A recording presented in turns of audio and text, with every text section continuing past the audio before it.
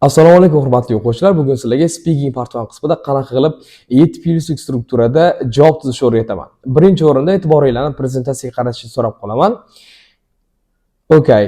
Yaqinda men offline o'quvchilar bilan gaplashdim va o'quvchilar speaking part 1 da aynan o'ziga qiyin bo'lgan muammolarni ta'kidlab o'tdi. Birinchi muammo quyidagicha. Savollar qisqa va shuni hisobiga o'quvchilar uzun javob tayyorlashga qiynaladi. Ya'ni berayotgan javoblari ham xuddi savolga o'xshab qisqa bo'ladi va bitta gapdan o'tmaydi. Keyingi muammo esa ideyalardagi muammo, ya'ni bitta ideyani ushlab oladi va o'shani majbur bo'ladi takrorlashga, chunki boshqa ideya misol uchun yodiga kelmasligi mumkin.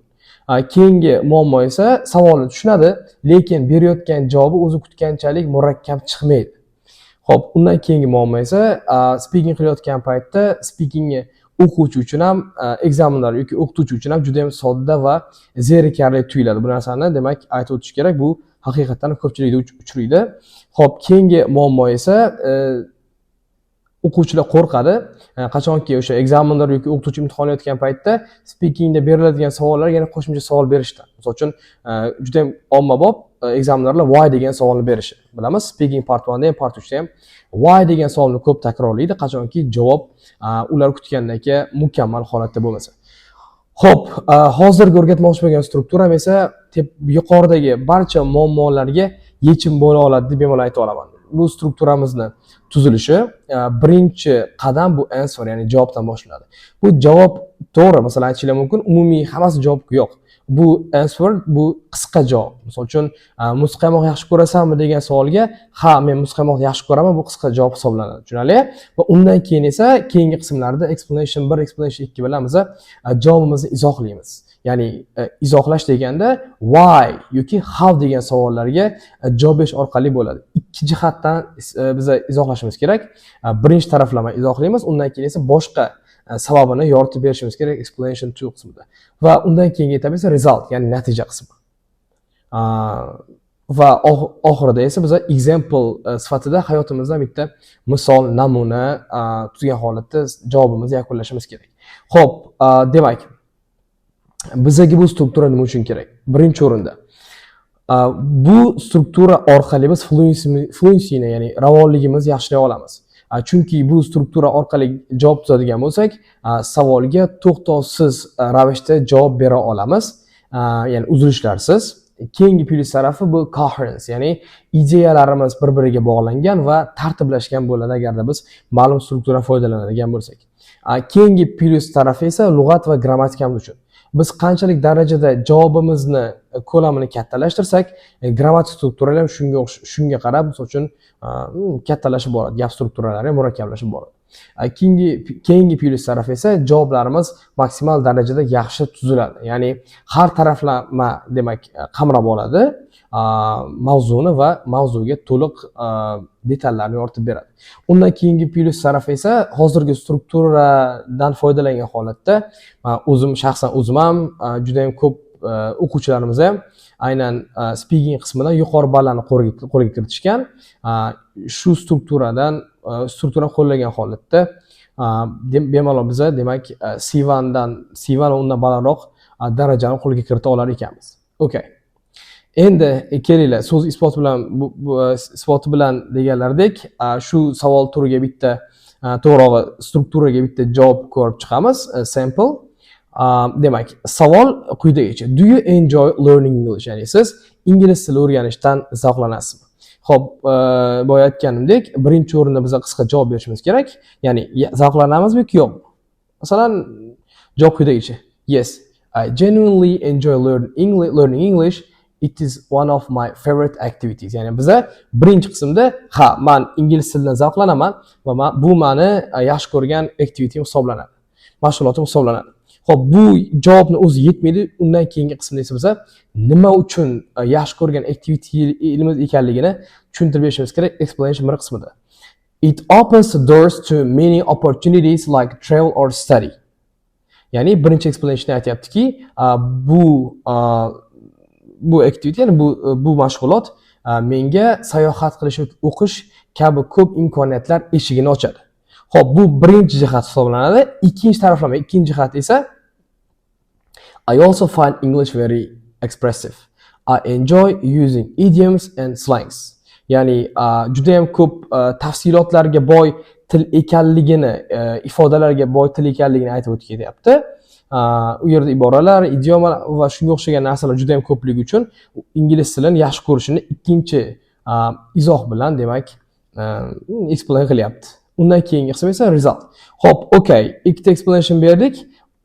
Ya'ni natijada nima? Oxirida nima bo'ladi? Because of that, I practice it daily, not as a task but as a hobby. Ya'ni men xuddi shu sabablar orqali hozirgi paytga kelib kunlik ingliz tilimni practice qilaman. Ya'ni ko'p amaliyotda misol uchun practice qilaman va bu esa meni hozir kundalik vazifamga emas, balki hobbimga aylangan. Tushunarli? Bu esa result qismi hisoblanadi va oxirida bitta example berib qo'yish kerak nimalar qilishimiz bo'yicha. For example, I have started watching TED Talks and learning phrases like broaden your horizons and think outside the box.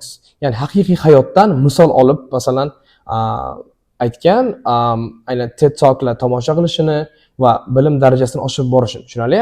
Xo'p, bu hammasini birlashtiradigan bo'lsak, bitta javob bo'ladi va bu javobimiz salkam 30 sekund atrofida, ya'ni hatto undan ham oshishi mumkin, lekin 20 sekunddan aniq oshadi. 30 sekund atrofida to'g'ri keladi.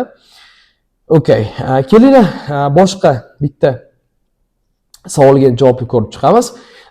Savol: Do you enjoy reading books? Ya'ni siz kitob o'qishdan zavqlanasizmi? Yes, I really enjoy reading books. It's one of my favorite ways to relax. Ha, men kitob o'qish yoqadi va bu meni dam olishimga yordam beradigan, yaxshi ko'rgan bitta yo'l hisoblanadi. Hordiq qilishimga yordam beradi. To'g'rimi? Endi nima uchun degan savolga yana explain birda to'liq ma'lumot beradi. Reading helps me escape from daily stress and explore different worlds, especially through fiction. Kitob o'qish menga kunlik stresslarimdan qochishga yordam beradi, boshqa dunyolarga sayohat qilishga yordam beradi. Ayniqsa men fiction asarlarni o'qish orqali juda ham bir stressga chiqib ketaman deb aytayapti. Xo'p, endi explanation ikki qismga o'tamiz. It also improves my vocabulary and helps me express myself better in English, which is big plus as a language learner.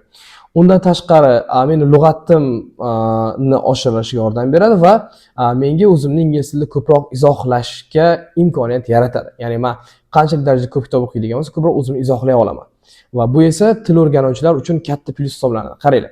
Bu yerda asosiy ikkita qirrasini ochib berdi. Birinchi qirrasi bu stressdan qochish bo'lsa, ikkinchisi bu o'zini tanishtira olish qobiliyati paydo bo'lishi kitob o'qish orqali. Xo'p, undan keyin esa okay, kitob o'qishni sabablarini yoritib berding. Undan keyinchi, ya'ni oqibatda nimalar bo'ladi degan savolga ham javob beriladi.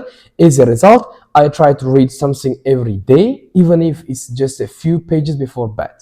Xo'p, natijada esa men bilaman, masalan, bu sabablarni qanaqa muhimligini bilganimdan keyin, masalan, men hozir har kuni kitob o'qiyman, hech bo'lmaganda bir necha bet o'qiyman uxlashimdan oldin.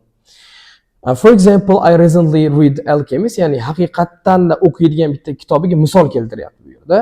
Yaqindagina Alchemist kitobini o'qidim, Paulo Coelho tomonidan yozilgan va men o'zim uchun bu narsani juda ham ilhom baxsh deb bildim. It made me think deeply about my own goals and journey in life. Xo'p, endi nima deydi? O'zini hayotdagi maqsadlari va umuman nima uchun yashayotganligi kabi savollarga javob topishga yordam bergan ekan. Paulo Coelhoni Alchemist, alkimiyogar asar. Tushunarli? Xo'p, demak, endi guys struktura bo'yicha bir nechta javoblar ko'rib chiqdik va bu savollar sizlarga homework tariqasida beriladi. Ya'ni sizlar hozirgi struktura foydalangan holatda ushbu berilgan savollarga javob yozishinglar kerak, okay? Berilgan savollarga javoblarni kommentariy qismida yozib qo'yamiz. Iloji boricha strukturadan to'liq foydalanishimiz kerak. Xo'p, demak, bugungi darsimiz tugadi. O'ylayman sizlarga ozgina bo'lsa ham speakinglarni oshirishga yordam berdim deb o'ylayman. Xudo xolasa, keyingi darslarda yana ko'rishamiz. Sog' bo'linglar, salomat bo'linglar.